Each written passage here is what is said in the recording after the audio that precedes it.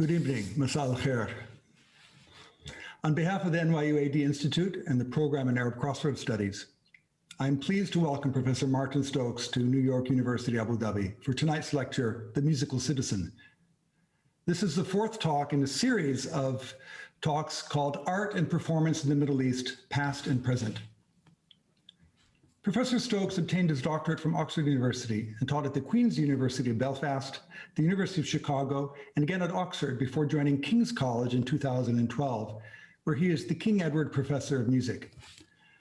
This professorship is aptly titled, given Martin's magisterial reputation in the fields of the anthropology of music and ethnomusicology. He is a leading figure in the study of the popular musics of the Middle East, with a special focus on Turkey, and he is also a cutting-edge social theorist of the interrelationships among globalization, place, affect, statecraft, and musical practice.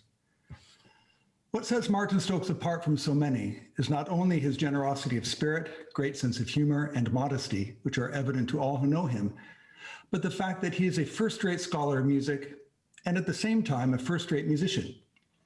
He therefore combines the best in the critical study of music making as a scholar-performer, bringing the insights of cross-cultural musical performance practice, what Mantle Hood called bimusicality, to theorizing about musical practice, and also bringing the insights of the scholar to his role as a performer.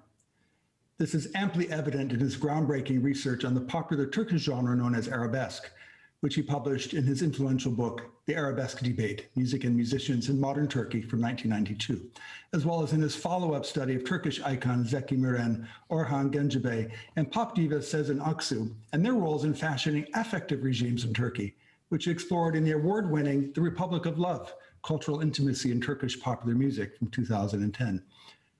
He has also published fascinating essays on Turkish star Bülent Ersoy and Egyptian crooner Abdülhalim Hafez, as well as edited and co-edited several volumes on music and identity, all of them important works. His work is also influential in Turkey, where it has been translated into Turkish.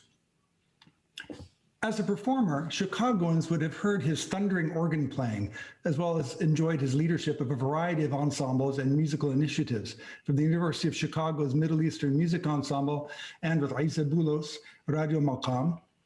Stokes is also a key member of the important group Oxford Maqam as Kanunji in residence. Oxford Maqam brings together like-minded scholar performers to present concerts of Middle Eastern Maqam-based musics of the 19th and 20th centuries. They've performed worldwide, including in the UAE, but alas, not yet here at NYU Abu Dhabi, although I emphasize the yet. We'll get him here. His teachers on a variety of instruments have included such noted players as Tuncay Gülersoy, Ibrahim Can, Yavuz Top, Simon Shaheen, Marcel Khalife, George Sawa, Ali Jihad Rasi, Isa Boulos, and Maya Youssef, amongst many others. Martin, we welcome you for what we know will be an inspired evening together, and our only regret is that we cannot have you here with us in person. Note that the talk will be followed by a live Q&A. Audience members are invited to submit their questions and comments in the Q&A box at the bottom of the Zoom screens. Thank you very much, and please join me in welcoming Martin Stokes. Thank you. Thank you very much, Jonathan, for that very kind and very warm introduction. I had indeed forgotten quite what a complicated life I lead. Very good of you to invite me here, and my thanks to you and to Nahed Ahmed for this very kind invitation. We were talking about it quite a while ago, I think, even before COVID. Is it possible that it was before COVID? At one point, I think there was the prospect of coming to actually visit you and be sitting amongst you today and having this conversation with you in the flesh. But of course, it's not to be. Hopefully, indeed there will be another occasion. So I can't see you all, but I hope that despite the extremely strange and difficult circumstances of the moment, that you are all happy and well and in good health. Thanks to Maurice Pomerantz of the Arab Crossroad Program for co-sponsoring this event. I'm going to talk for about 40 minutes about the musical citizen, as my title indicates. I should start off by saying that after all of these months, I'm still not fully on top of Zoom as a mode of communication. So please forgive me strange stoppings and startings. I'm sure I'm not the only person. And of course, I'm aware that it's rather strange being on the receiving end of these kind of talks as well. But one key aspect of Zoom etiquette is that the old-fashioned 1 hour talk is kept firmly under control and indeed should be curtailed. It seems to me that the kind of Zoom frame of concentration is about 40 minutes. So after 40 minutes, I'll come to, you'll excuse me if I come to perhaps a fairly abrupt halt and allow some time for conversations and questions. I'm just, of course, very interested to hear your comments and anything that you might have to say. So let me start off by putting a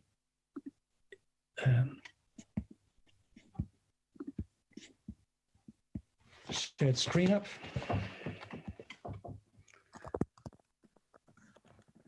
Sorry, I thought I'd already done this.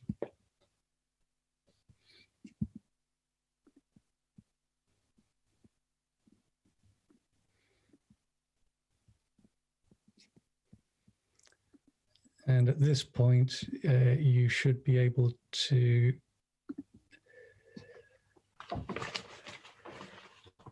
see my my slideshow, and I can't see any of you at this point, but hopefully if there are any problems with this, you'll let me know.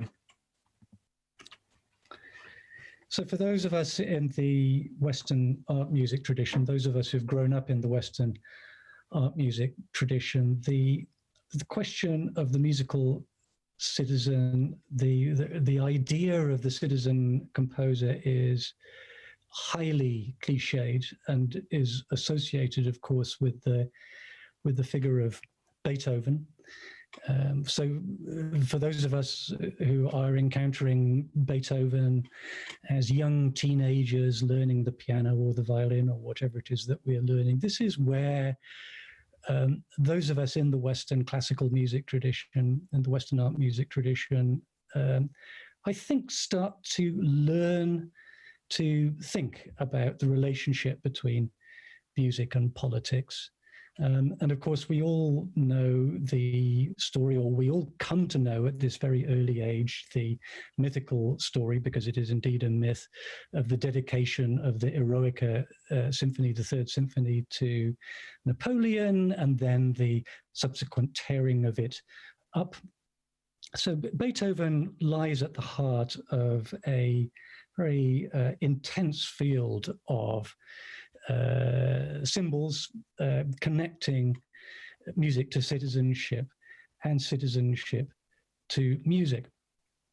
If you were to, as I did yesterday, simply Google Beethoven citizen, what confronts you, what meets the eye on the screen is a scene of the purest, how can I put it, the purest semiotic chaos.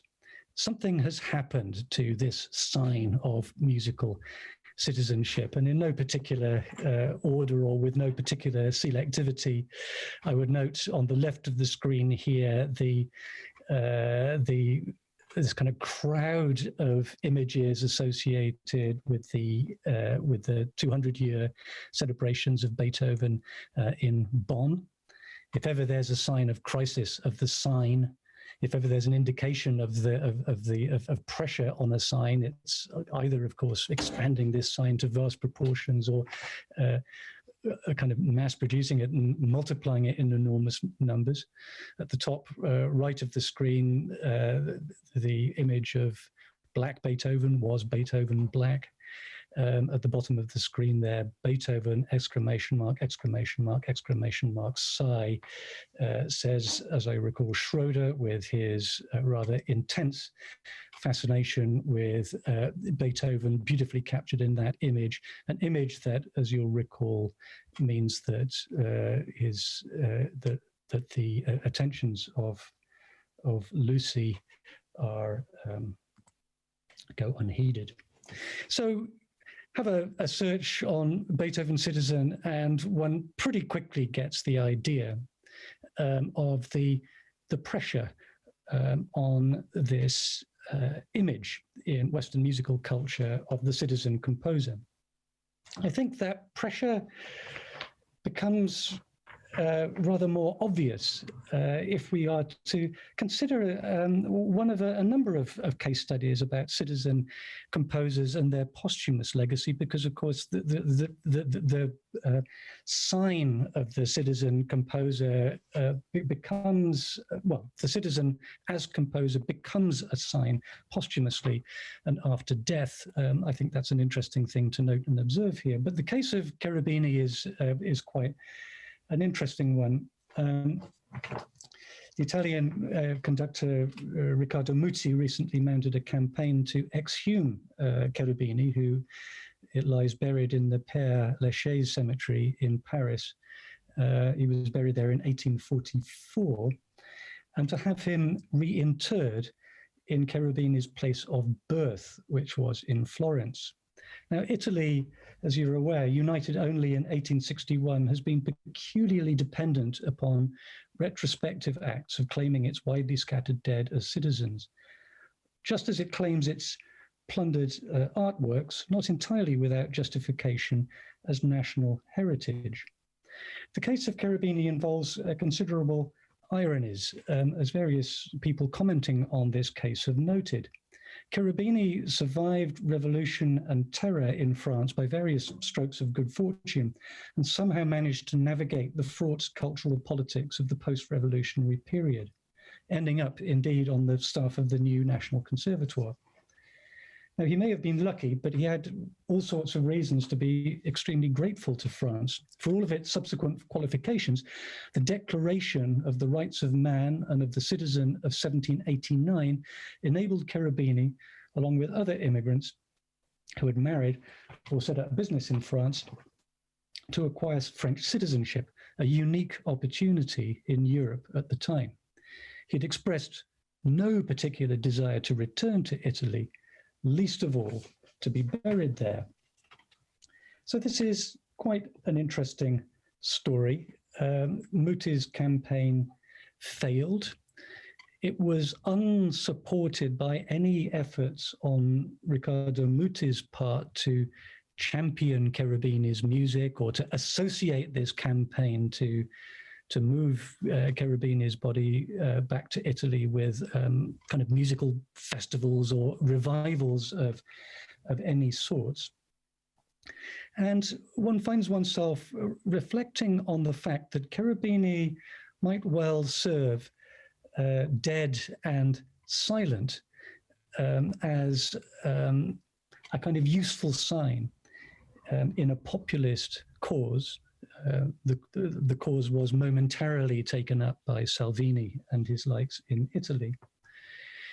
But the moment that one starts to consider the composer's music, the sound of the composer's music, the legacy of Cherubini's composition, of course, the matter becomes an extremely complicated one.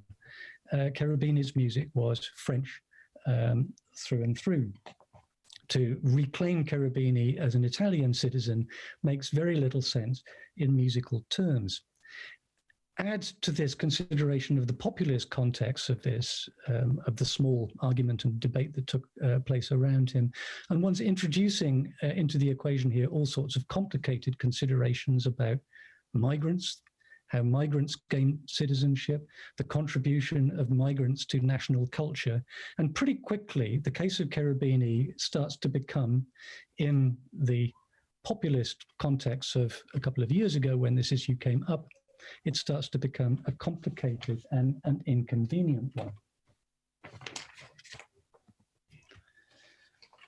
if one's to look outside of Europe, one starts to get a slightly different perspective on this matter. Within Europe, I would want to suggest that the composer or the musician as the sign of citizenship, the entanglement of the affects of citizenship, the signs of citizenship with the figure of the musician, the voice of the musician. If in Europe these have become complicated and pressured, it becomes interesting, I think, to look at the question outside of Europe. And my first engagement with this question took place around the figure of Zeki Müren, born in or around 1931, and who died definitely in 1996.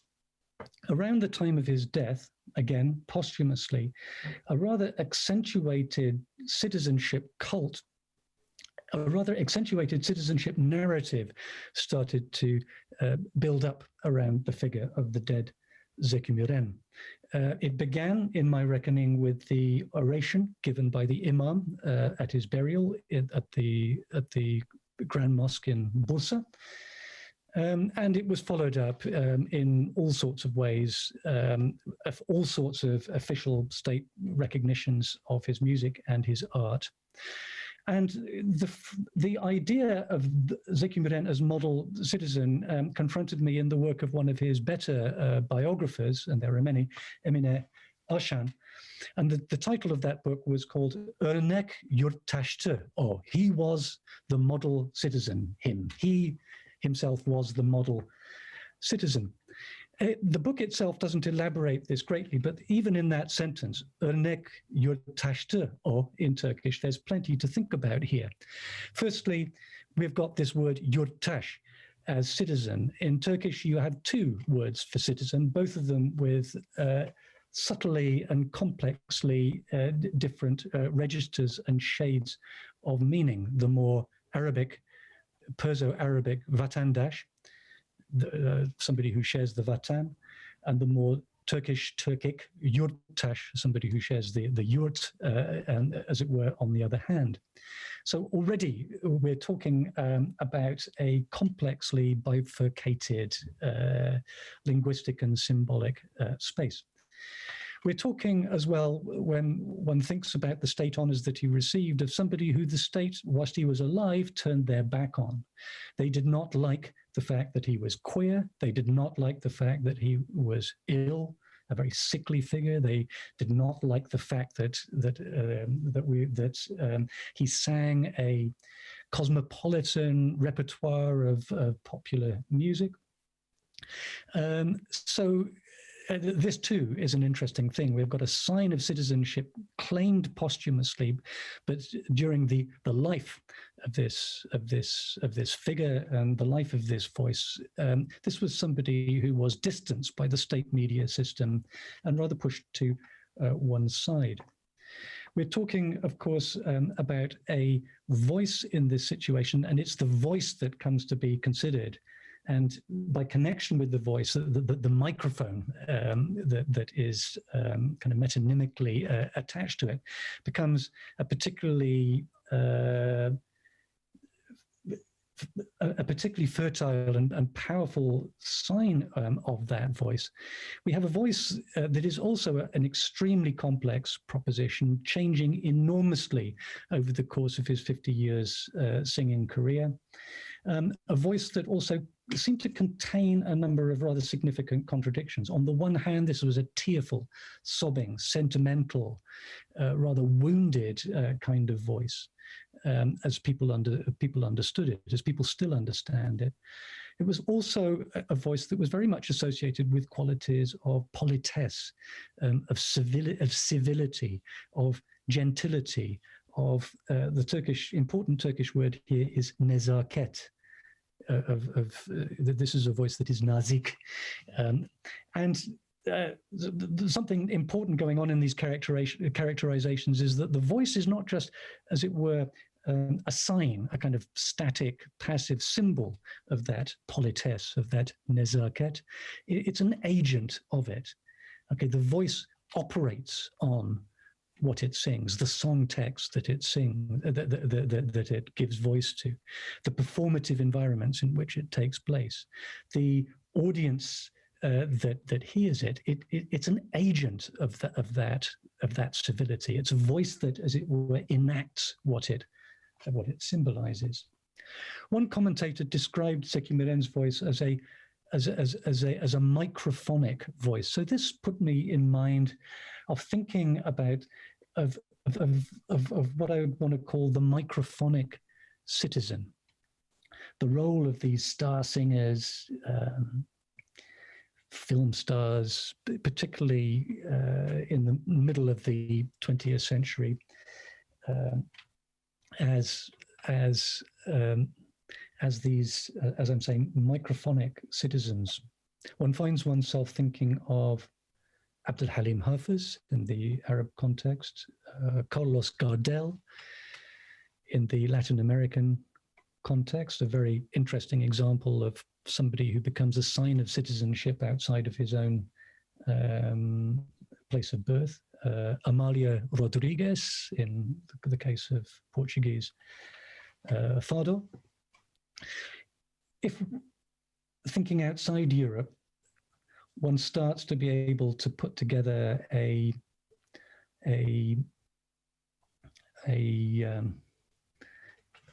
picture of a group of singers exploiting the emerging media systems of the middle of the 20th century. If we're to think about the iconicity of their voice, if we're to think about the iconicity of their microphones, I think something interesting comes to view here, which I'd like to describe, or I'd like to think of as microphonic citizenship. These are situations in which we are thinking about postcolonial politics of transition from authoritarianism to some or another kind of market regime. We're thinking about these microphonic citizens as not just signs of the nation, but a particular way of inhabiting that national space, caring, sympathetic, sensitive. So the microphonic citizen is something that one could think about usefully and interestingly when one's thinking about the middle years, the middle decades of the 20th century. What happens if we are to think about more recent times and more recent circumstances? If we are to continue this post-colonial line of thinking about the musical sign of citizenship, what does the picture look like today? I'd like to spend the rest of my time, allow me just to check where we are, discussing a case of the imagination, of the projection of ideas about citizenship on a singer, on a vocalist, on a voice, in ways that I think flow out of the thoughts thus far, and that lead us, I think, in some interesting directions. So the story goes as follows. Early in 2016, I was invited to participate in a workshop at Royaumont, which is a ruined abbey, perhaps some of you know it, just north of Paris. Now, it's a prestigious venue for new music and new music scholarship. It was a last-minute invitation following a cancellation, I guessed. It was going to be difficult to pull a paper together at such short notice. But a concert had been announced for the evening following the workshop, simply and enigmatically entitled 99, which immediately caught my attention. Now, the concert featured French-Lebanese slam poet Marc Nammour. It also featured Iraqi-American trumpeter Amir Es-Safar, multimedia composer Lorenzo Bianchi-Hoysch, bansuri, that's a kind of Indian flute player, Rishabh Prasanna, and bassist Jérôme Bolvin. Now, Safar is somebody I had known for a long time. Actually, by 2016, we had met in Chicago at the beginning of the American-led Iraq invasion and occupation. An established jazz trumpeter, he had turned to his father's record collection and had begun to teach himself the Iraqi maqam tradition, concentrating on santur and vocals. Many years had passed when I received this invitation, and I was immensely curious to see where this had led him. So I put my misgivings aside, hastily concocted a paper, as one does, and jumped on Eurostar. So when I arrived there, no reference was intended by the concert's title, I quickly learned, to the slogan of the Occupy movement, "We are the 99%. This title, 99, referred rather to the matter of immigration in France, 99 being the number entered under département on immigrants' identity cards. It's a bureaucratic fiction, in other words, informing the authorities simply that the bearer of the card was born outside France. The idea for the project apparently first took shape in a performance by Nammour at the Avignon Festival in 2014. There, it attracted the attention of eminent musician and ethnomusicologist Frédéric Deval, who immediately recognized Nammour's potential for his intercultural music experiments at Royaumont. It was to be assembled there in more or less public workshops over the course of a 2-day residency. So the creative process was, in other words, supposed to be very much on display under Deval's watchful eye. Sadly, Deval himself, I learnt, died shortly before the workshop. He was not to see this particular project's fruition. Now, arriving late, I missed most of it in classic anthropological fashion, but I was soon enough brought up to speed over meals in the gloomy Gothic refectory and conversational strolls around the cloistered gardens, as and when the winter rain permitted. Subsequent publications filled the gaps. Local ethnomusicology students had been enrolled to document the process and had done so diligently. Hoysch, at the electronics, came up with 5 separate ambiances sonores, which is to say grooves, chord sequences, textures, as a kind of starting point, we learn. The non-Western instruments, that's to say Prasanna's bansuri and Safar's santur, subsequently found their place in passages of tonal and timbral contrast, in the sculpting of moments of sonic intensity and their release, in the solos and duets either with one another or with the live electronics. The words, meanwhile, took shape around the theme of migration, departure and arrival, small town life as an immigrant in France, 99 as a figure simultaneously of objection and multiplicity. Nammour describes his poetry as une écriture poussée, a pushed writing that, and I'll carry on translating, that privileges less the flow than the substance, wanting always to give it energy. These are his words here. Now, the pushing in question is one Nammour himself seems to recognize as kind of disruptive, more about energy surges than an even flow. This derives in part from his own accented French, and in part from the complex translational field his slam recitation negotiates. The word 99 itself, most notably, takes shape in the culminating rap in English, French, and Arabic, with 99, the word 99, rendered respectively 99 in English, or actually more accurately, American 99, 99 in French, and Tisawa Tisain in Arabic. This delivers, if you think about it, 3 quite distinct, and in the case of French and Arabic, intricate metrical patterns.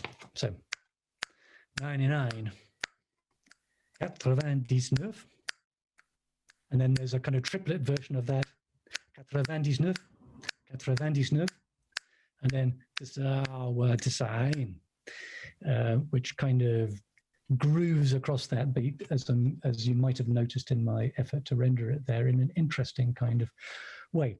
Now, in the rapping and in the slam poetics of this, the rhythmic and metrical implications of these three translated terms here could be felt in the improvisations and the electronics around them. The enunciation of the translated terms for 99, Nammour's multitude, were, one might say, generative. The performance at the end of this workshop was remarkably tight and assured. It culminated with the song 99 is the Future, in which Nammour's restless pacing around the stage gave way to seated, swaying recitation on a bar stool. The electronics slowly encroached on the voice in this song like a rising tide, eventually engulfing it.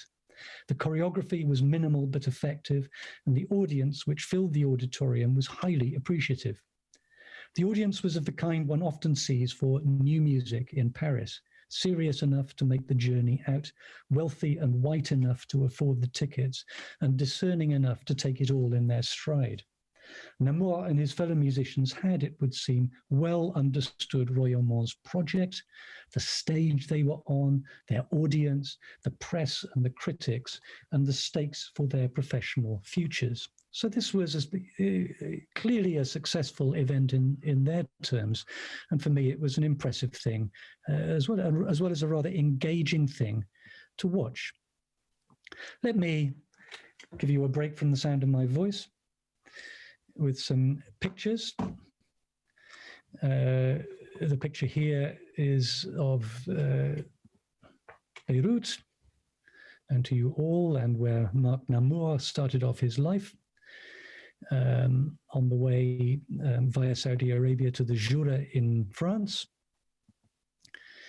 all the way to Royaumond, where this event was taking place here. Again, I don't know whether any of my listeners familiar with this place, but it's a beautiful ruined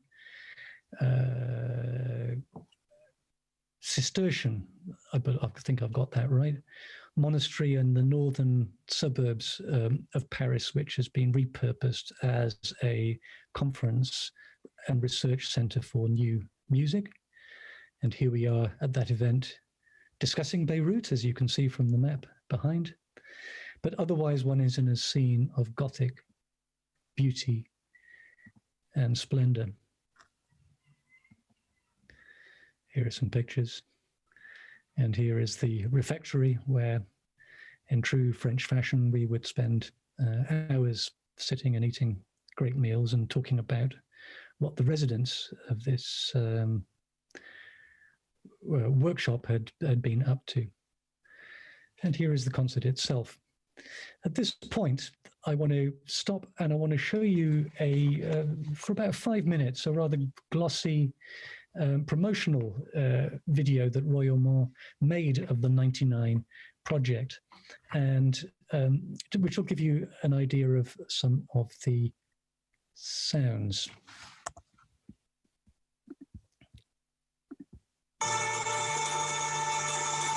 J'ai appelé cette création 99 car c'est le numéro de mon département d'origine. Tous ceux qui ne sont pas nés en France ont ce numéro. Un département fourre-tout d'apatride en quelque sorte. Sans attache. Un territoire dont tu ne trouveras le tampon sur aucun passeport. 99 origines, 99 langues, 99 cultures. Ici, la question identitaire est au cœur du propos. Nous cherchons à savoir qui nous sommes. Et la seule certitude que nous avons, c'est que notre identité est de fait multiple, complexe. Et elle s'oppose à cette identité qui se veut de plus en plus nationale, étriquée, fermée sur elle-même. Nous réclamons ce 99, un 99 résolument ouvert sur le monde, comme notre musique, qui puise ici son influence des makams irakiens, au raga bansuri du fin fond de l'Inde, à la musique électronique contemporaine, en passant par le jazz ou le rap. 99.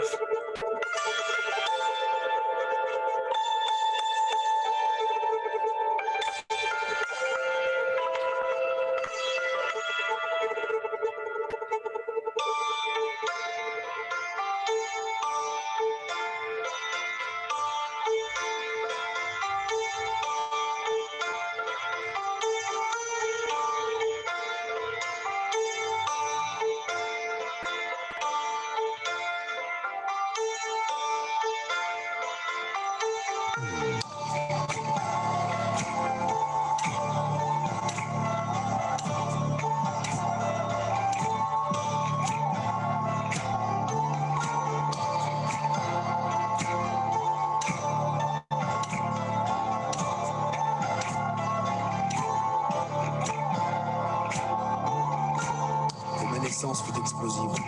C'est le moins qu'on puisse dire. Ma mère, installée sur son lit d'accouchement de fortune, n'en menait pas large. Ce n'était pas la douleur d'un accouchement sans péridurale qui l'effrayait. Ce n'était pas le fameux et délicat passage du col qui la tétanisait. Ma mère souffrait d'une autre peur. Elle avait peur que le générateur d'électricité tombe en panne. Peur que la sage-femme, au bout de la 5e nuit sans sommeil, ne soit pas assez vigilante. Peur que les murs du sous-sol de l'hôpital ne tiennent pas sous la pression constante des bombardements. Peur que les miliciens fassent éruption plein travail pour purifier la zone comme ils savent si bien faire. Car le quartier à cette époque avait perdu toute trace d'humanité. Les hommes n'étaient plus des hommes, ils avaient des têtes de bêtes brutes, la rage aux lèvres et la fièvre au front, des têtes de spectres mal famés. Et voilà qui nous ramène dans un pays de feu et de larmes, un pays au bord d'un éclatement sanguinaire en quête d'une paix qui se dérobe et se méconnaît. Un pays qui a fait parler de lui de la plus horrible des manières.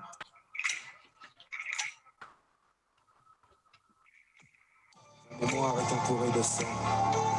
Ma mémoire a sa ceinture de cadavres. Ma mémoire est entourée de sang. Ma mémoire a sa ceinture de cadavres. Zakilati mulattaha beddam.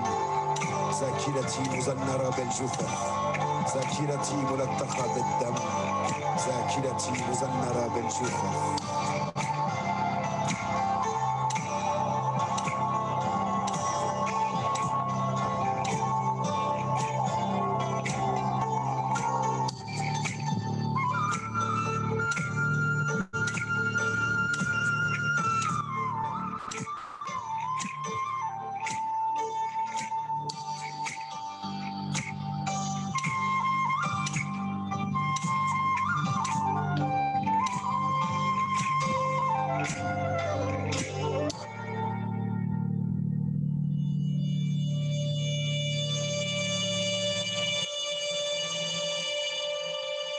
On a décidé d'utiliser des sortes de structures ouvertes, capables de créer un dialogue, créer des connexions avec d'autres sonorités, avec d'autres harmonies et d'autres...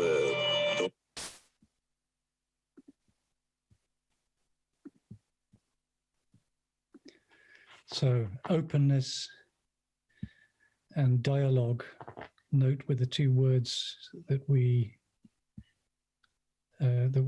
finished with there.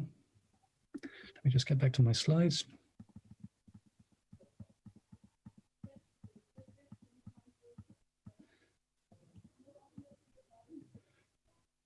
Openness and dialogue. Now, ethnomusicologists associated with the project were correspondingly quick to engage with this rather dynamic performance,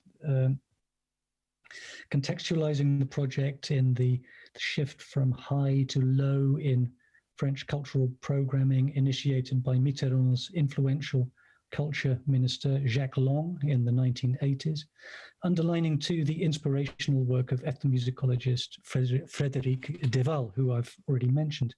Deval was evidently inspired by ideas about orality and poetics deriving from Paul Zumthor, and ideas about community from Jean-Luc Nancy.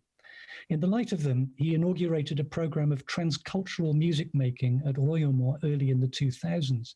These featured musical dialogue between distinguished world musicians with a growing emphasis on what he referred to as parole rythmique. He evidently saw rhythmic recitation as a kind of cultural universal, a fertile meeting ground for rappers, hip-hop artists, slam poets, and oral poets from around the world. So one of the things that one is immediately forced to recognize is that one is talking about a highly curated scene in which some kind of musical citizenship is being put on stage, highly curated also in the context of a well-known history in which the French state has found ways of putting the colonial Arab world on stage. I was going to talk a little bit more about this later, but I think I'm probably not going to have time, so I should go back to that picture. So writing in the immediate aftermath of the concert, and it would seem with Nammour's own words still reverberating in his head, Luigi Parlati describes the residency in more excitable journalistic terms, concluding thus, and again my translation here, once the 99ers united in Avignon, after having declined the complexity of a multiple identity, Marc Nammour invites the public to join the 99 without crossing any border, without the need for papers, without needing to adopt any of the romantically already overused definitions of citizens of the world. As writer Patrick Chamoiseau puts it, true citizenship in the world is multi-citizenship in multiple places. And 99, now part of this multiplicity, speaks to us of that. End quote. The citation, the reflexivity, the rhetorical mood, the insertion of yet another elusive abstraction, multiplicity, and particularly the use of the word true in the final sentence, drew my attention. Firstly, they strongly underlined the lessons I felt I'd learned a few years earlier from Zeki Müren. They suggested that an idea about musical citizenship takes shape in subtle and often opaque language, circulating between musicians, critics, and institutions. They underlined the performative and rhetorical dimensions of this language about citizenship, the centrality of a persuasive and richly complex voice onto which all sorts of things might be projected, the audience of sensitive listeners, the role of the critic able to make and nuance the case for musician as citizen, citizen as musician. The word true in Parlati's quote here, bundled up and half hidden as it was in the Chamoiseau quote, could not, the moment I noticed it, have done a clearer job of underlining the unstable nature of this semiotic terrain and the turbulent elements, complex elements of desire and fantasy at play upon it. Secondly, it made an emphatic claim. Actually, I'll tell you what I'm going to do here, if I may, is just come back into the room.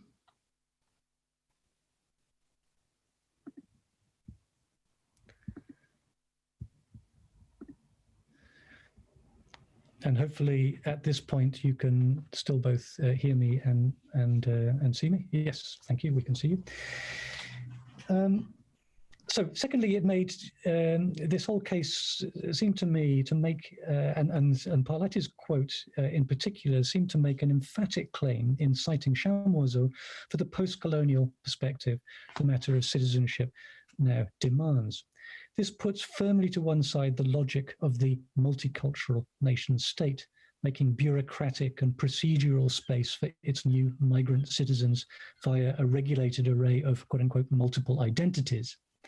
It also underlines the limitations of a Kantian cosmopolitanism, a citizenship of the world purportedly floating above such constraining and parochial identities, the goal of all true intellectuals supposedly, but in fact a badge of distinction for Europe's privileged classes.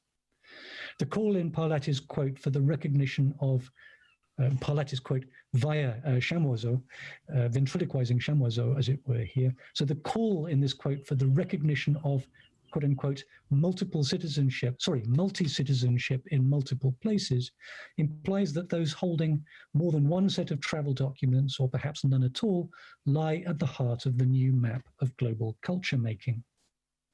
So thirdly, it raises a sharp question in my mind, this quote and this whole scene here of kind of citizenship fantasy, if you will, raises a sharp question about otherness and citizenship.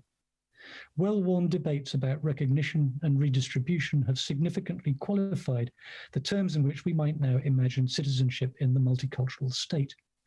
These have contested the nakedly racist logics that have historically governed immigration policies in Western Europe and North America, and framed discussions of integration. But recognition and redistribution are often, and perhaps inevitably, at odds, as the long-lasting Nancy Fraser and Axel Honneth debates of the 1990s suggested. Compensatory and inevitably inadequate efforts to acknowledge historical injustice on the matter of citizenship feed white resentment and nativism, as we know. The dominant language of citizenship in the West has consequently become primarily a discourse of exclusion. Who needs to be kept out? What they, quote unquote, need to do to prove their worth and be allowed in. Nammour's 99, according to Parlati, rejects an ascribed multicultural identity. It speaks, by contrast, to follow the hints of his interpretation of this, it speaks by contrast of the emergent and unstoppable logic of the multitude, the too many who have slipped between too numerous cracks in the nation-state order, who now press more and more insistently on the world. How does one manage being on the receiving end of this kind of language?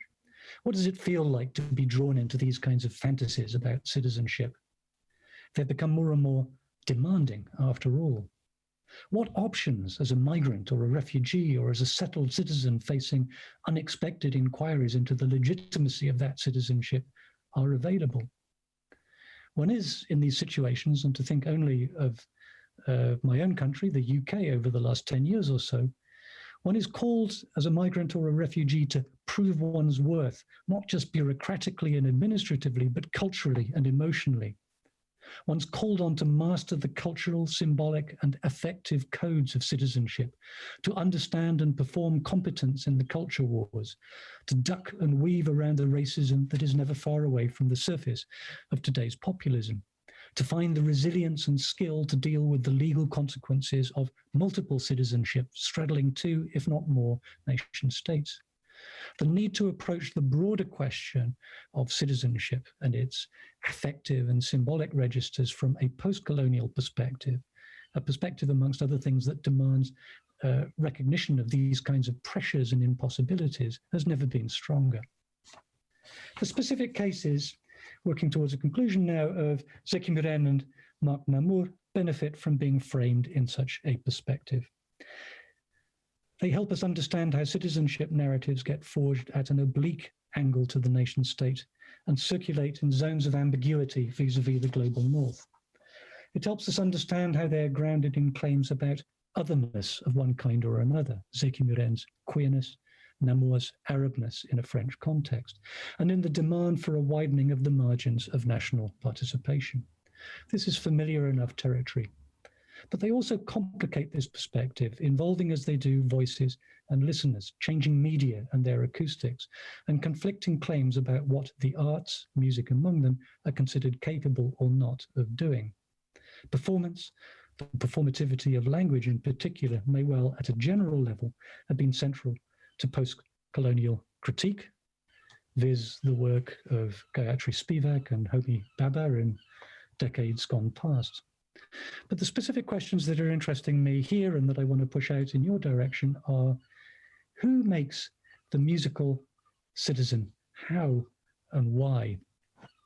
And what can we gain from a rather more fine-grained and focused understanding of what musical performance and musical listening might set in motion? To conclude, we get a picture here of why historically this cliched image of the composer citizen should now be waning in its power, and indeed why certainly with reference to the Western classical music tradition, the Western art music tradition, and Western debates about democracy and citizenship, this particular sign of this particular musical sign of citizenship should be under so much pressure, why it should be behaving in such strange ways. I think we note from these cases, thinking of Zeki Müren and Marc Nammour, that something is to be learned from the more complex formulations of this sign in the post-colonial state and amongst and in situations of migrant art and music making in the West. And I think we may slowly move, taking accounts of these cases of these scenes, we may slowly move to more sustainable, equitable, and interesting narratives of citizenship in music and of music in citizenship. We may, in short, yet make something of the citizen musician and something more than empty cliches, and do more than sigh at Beethoven. Thanks very much. Thank you very much, Martin, for that excellent talk. Very informative, interesting, and provocative at times, and elegantly delivered. Thank you again. Now is the time for question and answer. You can click on the Q&A button at the bottom of your Zoom screen and post some questions. There are already a couple that are floating in, and everybody's invited. And we had a really nice turnout tonight, so please don't hold back. Here's one from Philip, who asked, it seems like the 99 conference was intended to deflate the political connotations of the number on the immigrant documents. Can you elaborate on that? It was intended to deflate the political connotations of that number as it appears on immigrant documents. I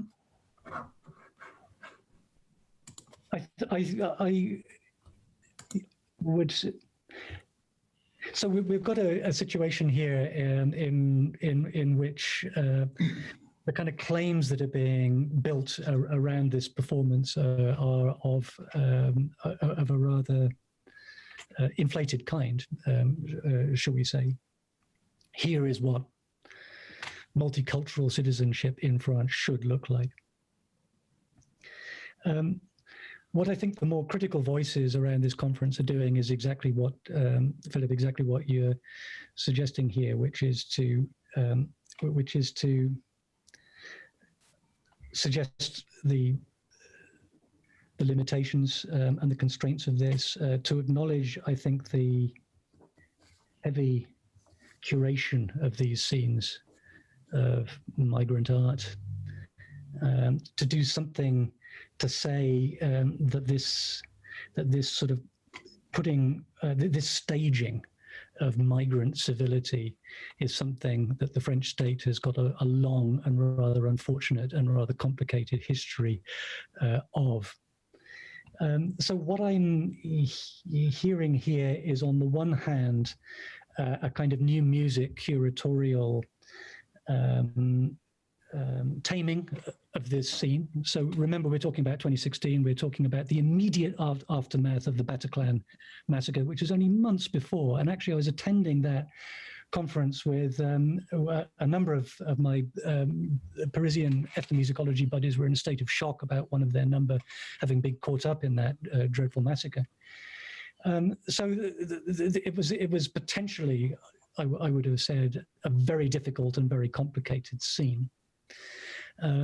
So I think that we're talking about forms of curation which are designed to, in some sense, kind of tame them, in some sense constrain them. We're talking about kinds of critical activity which are on the one hand, I think, sort of energetically optimistic and want to read these scenes in a more kind of radical and open-ended kind of way. And so we have Luigi Parlati, who's a very good young French ethnomusicologist, voicing Patrick Chamoiseau, who's a postcolonial writer and theorist from the Antilles, if I've got that right. Giving voice to a rather more kind of energetically optimistic reading of this. And then you've got other writers, and Julia Alexiak is somebody whose name I should have mentioned, who says, well, hang on a moment, let's just sort of try and understand this a little bit more in its kind of political and curatorial context, and see something a little bit more constrained here. So I think I agree, sort of long answer there, but I think I agree with the implications of your question there. Thanks very much. Philip has another question that's related to one I was going to ask. We know a lot, and you've spoken about the role of the voice, and ergo of the microphone, in amplifying a sense of citizenship or nationalism. We know this obviously through, like, Kulthum, for example, is the voice of Egypt. And we have many, the voice of X, Y, or Z. We even have a song genre was called Salt, and we have Salt al-Qahar record label. One question would be, what would be the role of instruments themselves without voice in promoting a form of musical citizenship even outside of the traditions we've just been talking about, including even Beethoven, for example.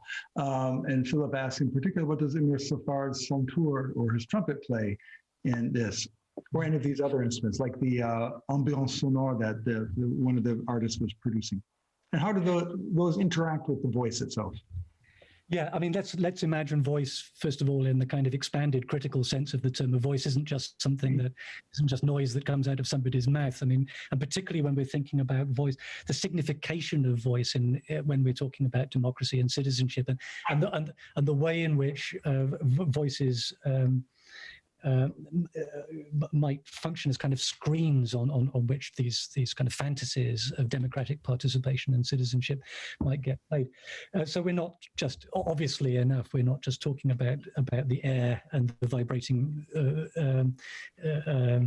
columns of air coming out of or being set up by a particular person's vocal apparatus. So you mentioned Kulthum. I would want us to think about the relationship between Kulthum and Abdul Halim Hafiz, and why Kulthum might have come to play a very powerful role as a symbol of the nation, but how Abdul Halim Hafiz, in relation to her, I think, comes to play a rather different role, a more sort of sentimental kind of a role, a more affective kind of role. And it's this that gets, I would want to suggest, in the Egyptian context, still today, it's that gets entangled with these citizenship fantasies and projections. We're always talking about situations, and I think the Abdul Halim Hafiz the case is a rather interesting one, about complicated moments of authoritarianism or transition from authoritarian to something else. So something about the symbolic work that they're doing is about transition and transformation. But to think about authoritarianism just for one moment, it strikes me that one of the things that instruments do, and particular instruments do with a certain kind of urgency, is stand in for the voice when the voice is understood not to be able to, as it were, speak or sing itself. When putting words to songs can be construed as political and cause all sorts of issues and all sorts of problems. And one thinks about musical scenes in which that kind of significatory capacity or power is being handed from the voice to a particular instrument in order to, as it were, kind of ventriloquize it, or kind of veil or sort of half hide what everybody knows is being said.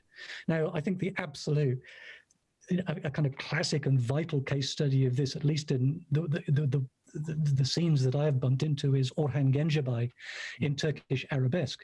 So here you've got somebody who was occasionally giving voice to quite inflammatory sort of revolutionary sentiments in the 1970s, at a time in Turkey when it was just, very, very difficult to do that and get away with that.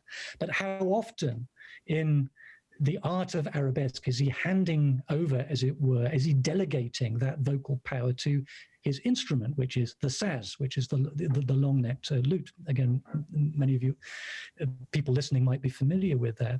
So this capacity of instruments to take on that ventriloquizing role does seem to be of kind of semiotic importance and significance. Absolutely. That's a brilliant answer. I like that, especially the Orhan Gencebay. I remember one of your own pieces refers to this ventriloquism, as it were, between the voice, the actual voice with language, and the instrument itself. I think it's a very powerful metaphor. It also is interesting to think in terms of Kulthum, despite whatever qualities we might attribute to her, as an emblematic or symbolic of the megaphonics of the state, where Abdul Halim, who was coterminous with her, he died just a couple of years afterwards. It was much more of the microphonics and more nuanced in different things. Again, I don't want to get the Egyptians in the audience upset by saying one was better than the other, but they're definitely, Kulthum had much more of a megaphone, as does Sabah Fakhri, for example, in Syria, and there are other examples of that. She was famous for being able to manage without a microphone. I mean, this was always, as it were, the big thing. She didn't need that microphone. Whereas Abdul Halim Hafiz, by contrast, was kind of perversely famous for not being able to manage without that microphone. It was often said, without the microphone, the voice just wasn't there. Absolutely. Leila Kharan has an interesting observation, noting that salt, of course, in Arabic means voice, but it also means vote as an action of citizenship in a democratic process. So that's an interesting spin on what we've been talking about. Yeah, I hadn't picked up on that, but of course that's absolutely crucial. It makes, I think, sort of blatantly obvious and clear what, from the time of Rousseau, I think in Western political discourse we've always understood, which is that voice is representation. The voice is democratic representation. Rousseau, of course, was fascinated by this question. It's understanding that representation in terms of the sort of kind of primal utterance of the democratic collectivity. But the question and your observation there, I think, sort of pushes kind of quite hard on that question of what does the voice represent? What is representative about a voice in these contexts? What is its function as a sign of representation? Because it's not just representing in the passive sense of that. It's not just representative of something. It's actually representing in the sense of kind of claiming a certain kind of political space. And I think that somehow kind of linguistically neatly captured, I think, in SALT, as you say there. Yep. Excellent. Thank you. Here's a question from Latif Bolat from Turkey, who asks, who claims that globalization may have changed this issue a bit. Now, without moving anywhere, people feel that they are citizens of another place quite easily. Lots of young Turkish people already think that they're more American citizens or European than they are Turkish.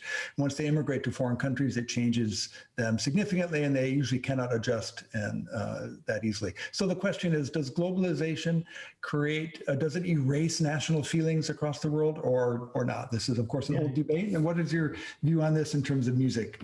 Yeah, well, thank you, Latif, and hello. It's been a long time since we've spoken. So I think that the case of Marc Nammour, I think, is a case study in both in the possibilities of globalization for imagining citizenship in much more expansive and connected terms, and also a case study in the problems and the difficulties of, well, multicultural citizenship, migrant citizenship. There are huge kind of matters of privilege at play here. And Marc Nammour, his passage, relatively privileged, I guess one could say, in the total scheme of things, but by no means easy and straightforward, via civil war Lebanon to Saudi Arabia to a very small industrial town in the French Jura, and where he encountered as a young man growing up, I think, exactly all of the problems that you expect young men of Arab descent, I think, to encounter. So gradations of power and privilege are, I think, at play. Globalization for some people, as far as citizenship is concerned, is a massive opportunity. Citizenship is for sale if you've got enough money to buy citizenship of various places for business reasons and for tax reasons. At the other end of the spectrum, there are people who are just not only never going to be able to travel, but are never going to be able to get travel documents in their hands. And somewhere in the middle, you have the very well studied by anthropologists world of migrant families for whom citizenship is a matter of very complex strategizing. You think of the extended family, who's got a citizenship which is going to allow certain kinds of mobility for some, certain kinds of movement for some, certain kinds of abilities to save and work in others.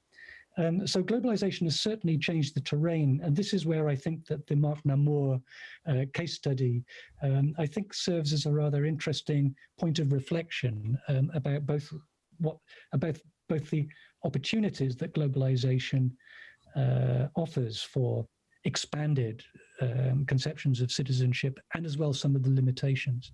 Perhaps just in the shadow of my of what I've just said is, I think, of course, the specter of racism, is the specter of xenophobia. One cannot, Trump may have left the White House, but the mini Trumps are still alive and well across Europe. And I think that we in Europe are going to be dealing with this for many, many years to come. But the question of citizenship is now becoming quite blatantly a question of race, quite blatantly a question of how quote unquote, we keep people out. So from that perspective, I see globalization as a negatively complicating issue here. Very good. Thank you for that. I remind the audience members that you can ask the questions in the Q&A box by clicking on the button at the bottom of your Zoom screen. We still have some time for questions, and right now there are no open ones. So I'm going to ask another question that occurred to me when you mentioned the role of ethnomusicologists and other scholars in curating some of these events. I'm wondering, what is the role of scholarship in general in authenticating musical citizenship or in delegitimizing it in some ways because of our often unaware or subconscious alliance with marginal figures, or sometimes with figures of authority because of easy access to centers of power in the musical worlds that we study. So it can work in both ways. I'm wondering what you might think about that. I think that's a great question, because the question of citizenship has become rather an insistent one in ethnomusicology. If you look back over at the monographs that we've written over the last 10 years and the journal special issues and so on and so forth, this term citizenship comes up over and over again. It seems there's a preoccupation on the part of ethnomusicologists with citizenship. It has something to do with our state of anxiety about the question as, by and large, liberal beings in an increasingly illiberal age. I think it has something to do with migration and the questions about migration, the pressures that the issue of migration puts on questions of citizenship, I think have come to feel rather difficult and complicated and painful. I think, too, as the particular kinds of scholars that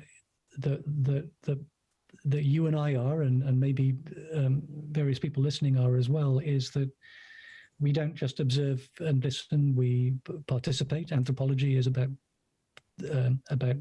participant observation and has been for a very long time. We're not bystanders, I think, in this.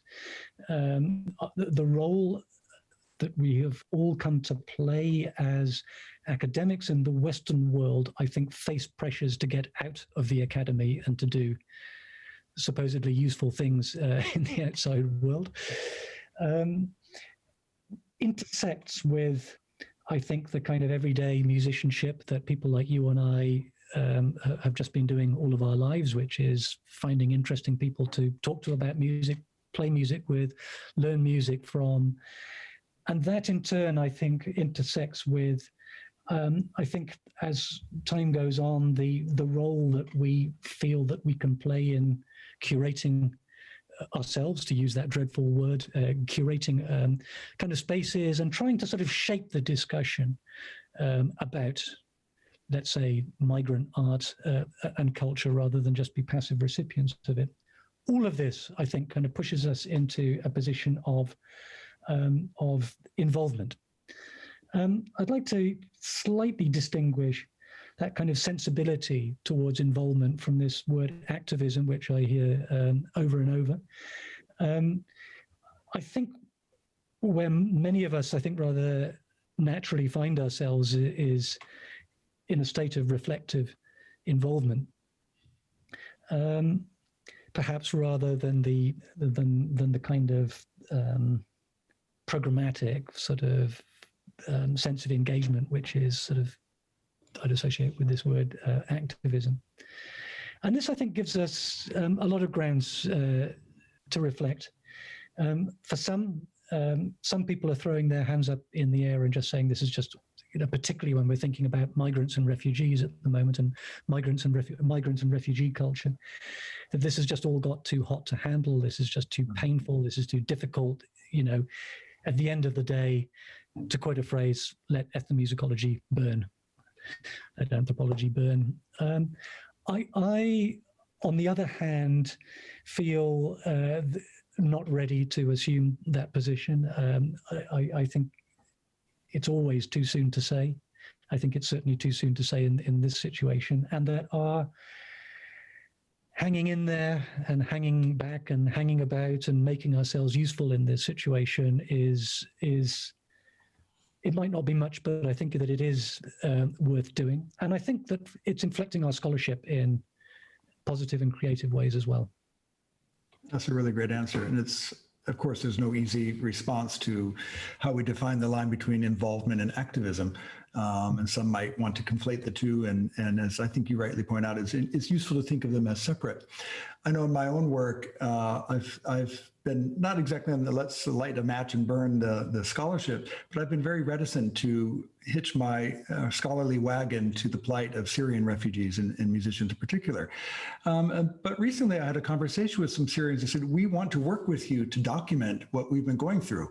And you have access to your megaphone. They don't realize it's not really big, it's really a microphone of academic publishing, but also to help, let's work together. You have resources. You have a university that has millions of dollars in resources and cameras and microphones and equipment, and we don't. So let's work together to do projects that are both creative, documentary, and even scholarly. So that's made me rethink my involvement. Whether we call it activism or not is beside the point, I think, because it's coming from them as much as it might be coming from me. And this raises, again, these questions of voice, agency, and so forth that have been around in our academy and in anthropological debates since the late 70s very prominently. So I think you raised some really excellent questions there and responses. And I had a question that came up by Jesse. How do we understand citizenship of a music style? In other words, do we gain a sort of citizenship by intimately understanding and musicking in a particular style? Yeah, that's a great question. I think, so first of all, we're dealing, that's a really great question because it's so tricky to answer, but I think the trickiness is very apropos here. We're talking about two tremendous abstractions here. I mean, music is one enormous abstraction, and citizenship is another absolutely enormous abstraction. Nonetheless, going right back to Beethoven, we seem to be convinced in our own minds, at least those of us who've grown up in the Western musical tradition, that these two things do sort of naturally fit together. And one can point to the old-fashioned musicology of the days of yore, that's for whom this was a very obvious and a very natural question. Where was the French citizenship of Verdi? Sorry, the Italian citizenship of Verdi. Where in what ways is that to be seen on the surface of his operas? In what ways are we to connect Beethoven's symphonies with sort of emergent A, German, and B, universal citizenship, sort of cosmopolitan citizenship? It's difficult to overstate just how self-explanatory those kind of questions were 100 years ago, and right up to, I would suggest, 20 or 30 years ago. In fact, in the case of Beethoven, I would say it's only really now, over maybe the last 10 years, that we've just started debunking the whole question of Beethoven's politics, and the role of the Ode to Joy as a symbol of universal citizenship. People are pointing out this is all very weird, actually. It was a German drinking song, it was so all sorts of questions that looked terribly kind of natural a while ago now seem immensely strange and contorted. So I think that my approach here is to try and understand the effort to connect citizenship with music as a kind of fantasy projection. It's a kind of projection. Somebody is saying this person or these sounds or this voice or this particular situation is a sign of citizenship because, and what's interesting, I think now, as the kind of Beethoven myth has unraveled, is that they always have to say how and why, okay, because it's not self-evident. So in a sense, this is what we're looking at, and which makes it quite difficult, I think, to to talk about where the citizenship is in the music.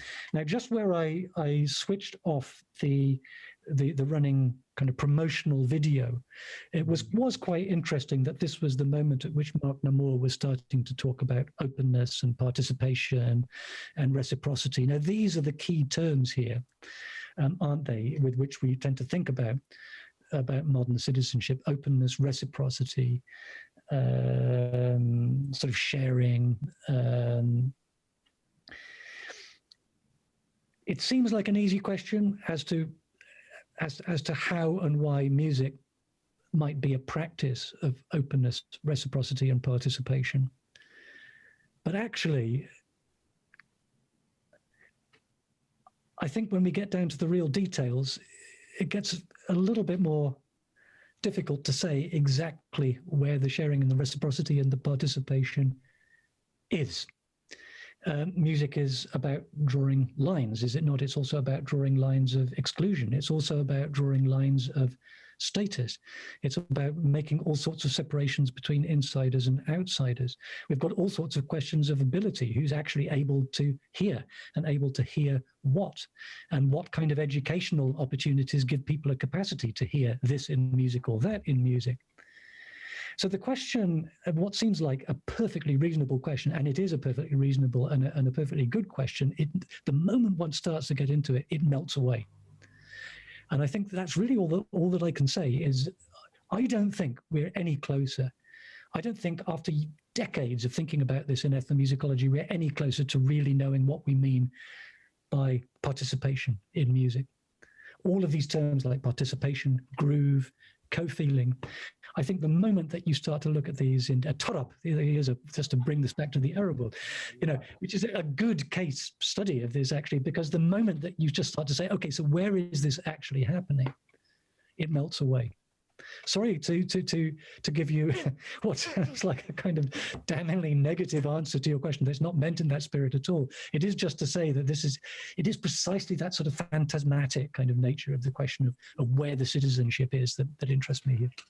Thanks, Jesse. Of course, that's also not only phantasmatic, but it's also an opening to even more scholarships. Any of the students who are attending this talk will have some food for thought as they go forward in their projects.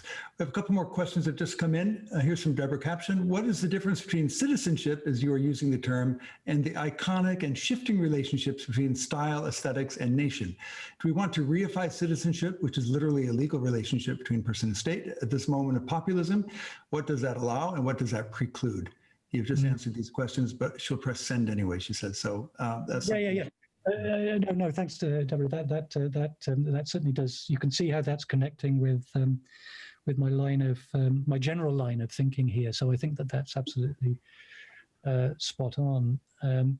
We are talking about, I think, signs that always were unstable, or symbolic linkages that always were unstable, and that now, for various reasons, the reasons I've been trying to think through here have become even more so. I mean, one way, one shade of that question. Sorry, that question, which strikes me is the hyphen between the nation and the state, and the kind of pressure that some of these musical signs put on that. And if we are to think about, because this may be a common point of reference for many people listening, if we are to think about Kulthum and Abdul Halim Hafiz, those two singers, I think, occupy a rather different kind of position in relation to that hyphen, do they not? With Kulthum, I think, understood as speaking for the nation, and Abdul Halim Hafiz in some sense is understood as speaking for, or in some kind of relationship to, the state. And I think that this has something to do with the ways in which, at least to the extent that I'm able to follow this and understand this, it's Abdul Halim Hafiz who gets dragged into the discourses of citizenship, of the discourse of the Muwatin, whereas perhaps Kulthum doesn't. And that interests me. That interests me here.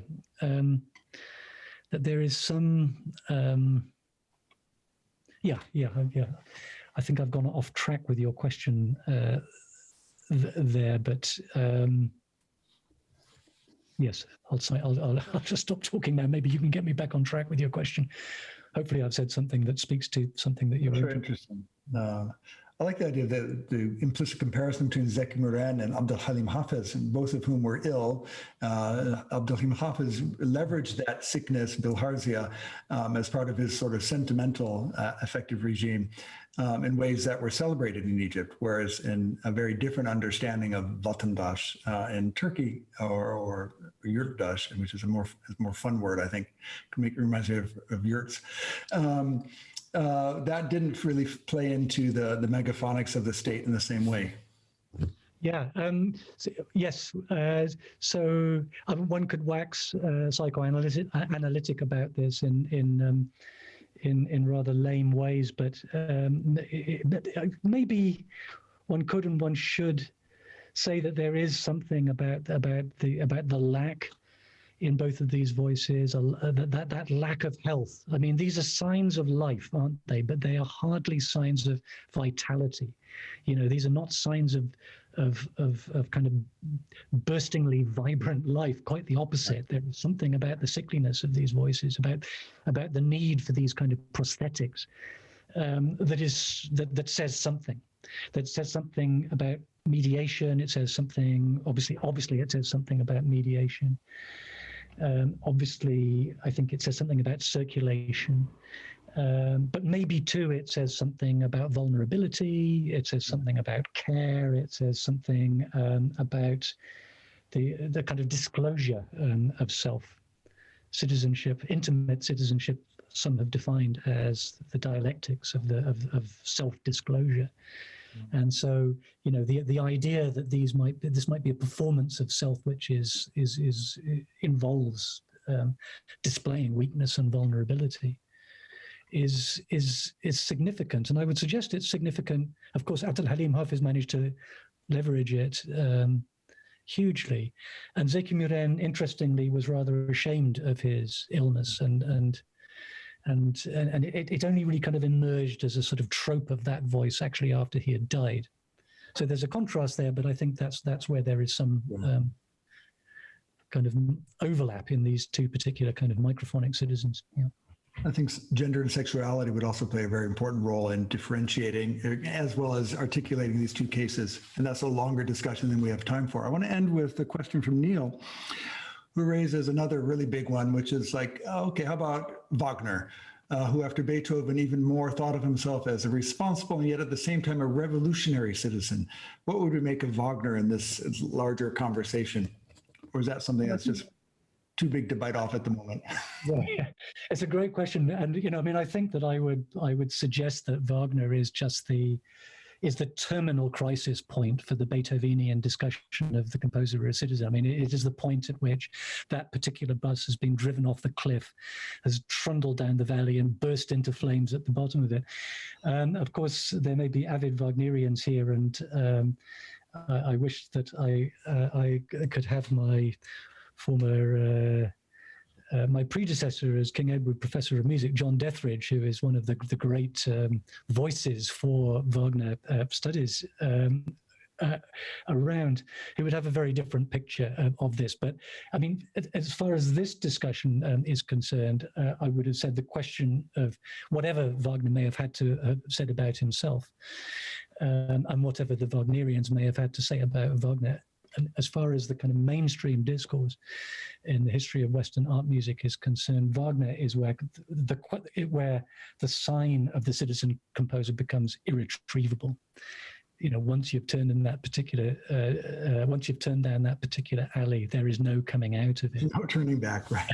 There's no turning back. That's a crude answer, and I'm sorry.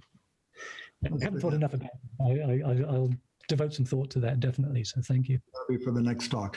I think we've run out of time, and we could go on and on with a fascinating topic. I want to thank you again on behalf of the Institute and of our Crossroads Studies program. This concludes our lecture series, Art and Performance in the Middle East, Past and Present. Thank you again, Professor Martin Stokes, for an enlightening evening. We really wish we could have you with us, and we hope to bring you back in person at some time soon. And thanks to all of our audience members. We had a large turnout initially, and thanks to the Institute again and their team for hosting this tonight. And good evening to everybody. Assalamu alaikum wa rahmatullah. Thank you very much. Thanks. Bye, everyone. Thanks, Jonathan. Thank you.